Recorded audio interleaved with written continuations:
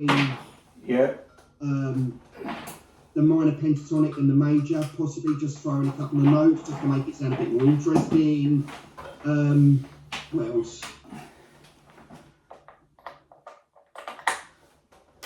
Just to try and make it melodic, right? I think is my primary consideration, right? Not just throw a load of notes in, but try to make it melodic.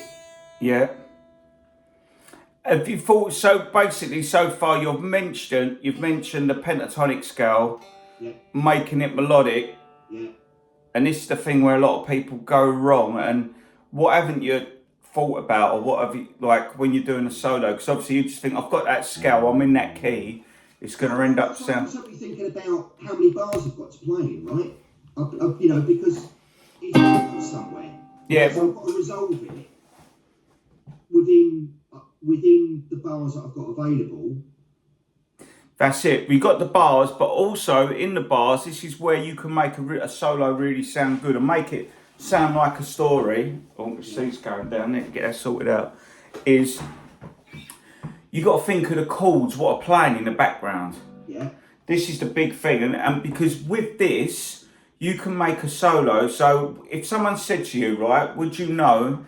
Oh, what chords are you soloing over on that point when you got to take a solo?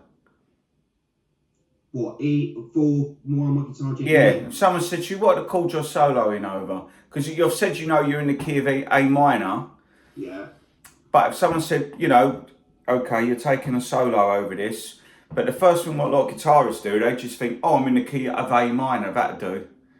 But yeah, the one... Because you talk from the beginning just to focus on a pentatonic. Yeah. And you can't land on a bad note. Of course, yeah, absolutely. Cool. Right? So, yeah. So what we need to do is you would need to go, right, so when I'm hearing that solo, I'm hearing like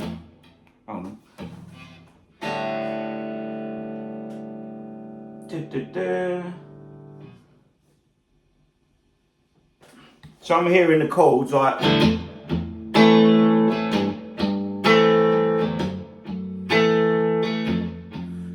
so basically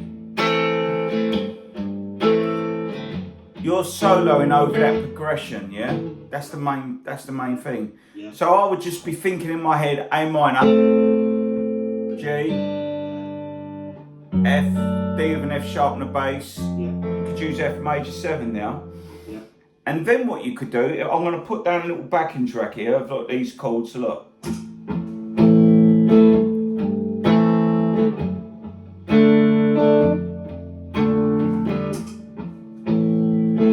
So we've got that going, yeah? So another good way to solo is that I'm going to...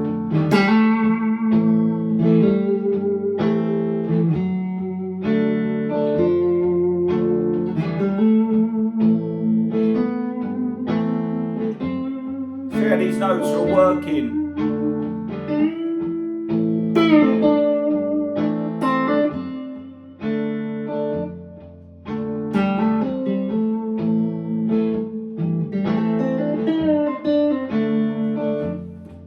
So basically what I'm doing is there, I'm seeing them chords as blocks. You're playing over the changes. Yeah, playing over the changes. And it doesn't have to be hard. But you don't want to play over the changes. You want to put in the licks in like you do.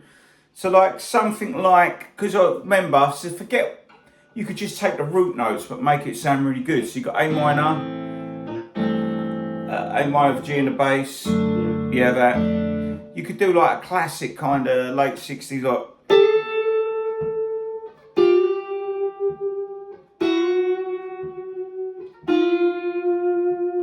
So what I'm playing there is just the root notes, but blending up so you get this unison sound. Look. Then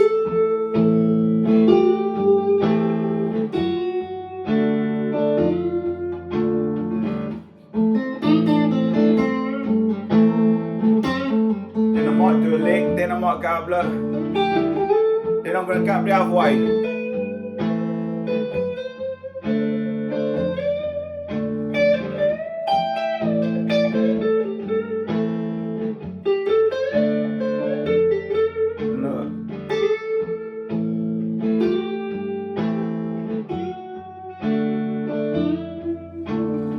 That one there at the end. That'd work, but you know, I was following the pattern. So what I was doing now, really simple idea is basically I went down first. I just went down on the root notes. So look, A is in obviously the root note of the A minor chord. Then G, playing a G, A minor over G, but I'm just really emphasising that. Then the F sharp with the D and a bass, and then the F major 7. I land on the F, yeah. And then the other way going, so we went descending, and then you can go back the other way. You could start on the A, then we go to a B, yeah, because the B is in the chord of G. Yeah. And it's also in the A natural minor scale. Then the C is if you was playing that's the flat and 7th of, if it was D7 with an F sharp and a bass. Right. And then the D,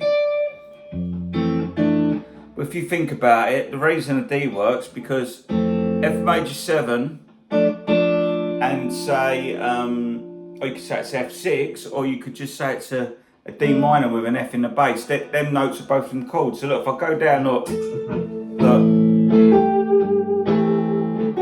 see how they work? They're not going up.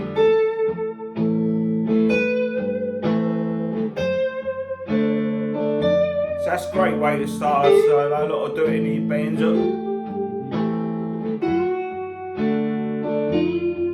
Then up, play.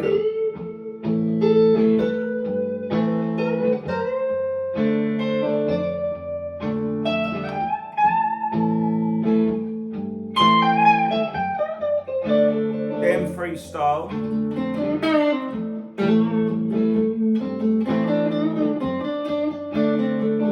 Then hit the roots.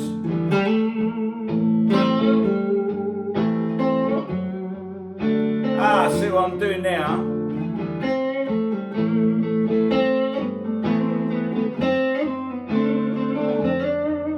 So I'm playing a lick. Then get the idea? Just pause that. Chords, aren't you? I am picking out notes within the chords, and obviously when you're soloing, it takes too long to do that. I mean, I can do it like in real time, yeah? So what you've got to have them, there's little secret weapons. And then what it's going to do is going to help you listen out for the chords, what you're playing. So when the band's playing, you know when they hit that A minor, if you know where you've got to put your fingers over them at the right time, you can even keep going down. You can keep going down. So you have them, they're ready, they're ammunition to go. I have licks like that. If I'm doing a gig, I might, especially on a jazzy kind of funky gig, you might not be that inspired by something. And then I've got these foul-proof licks I use. And so I know for that song, if I pull them out, they're going to sound great. So, and I could put them in any order and mix them up. And all you got to do is know where they go and lock in with that chord progression. And then you can, so they're little things you've got worked out. You can put them together. And then, you know, you can repeat a lot of stuff with solo. So when I was going down there, you could go up. All of a sudden you're building something, you know, you could... Yeah, no, definitely. You could bend into notes like Gary Moore would do, wouldn't he? He'd go like,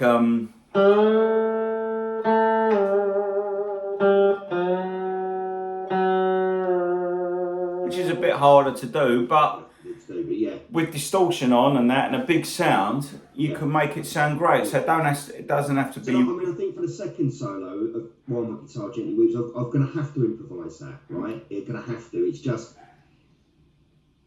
It's very difficult to learn that one note for note. Yeah, he changed it every time, and he improvised it. Well, yeah, if you look at the Prince version of it as well, that's all improvised. Totally. That's completely different yet again. Yeah, and what you could do, this is another great tip, what you can do, and this is what I do, because obviously we get stuck with our own ideas, is look on the Prince one, yeah? Look at the licks you like, and then next time the lesson we can go, oh, I like that at this point, what licks you putting in there? Okay.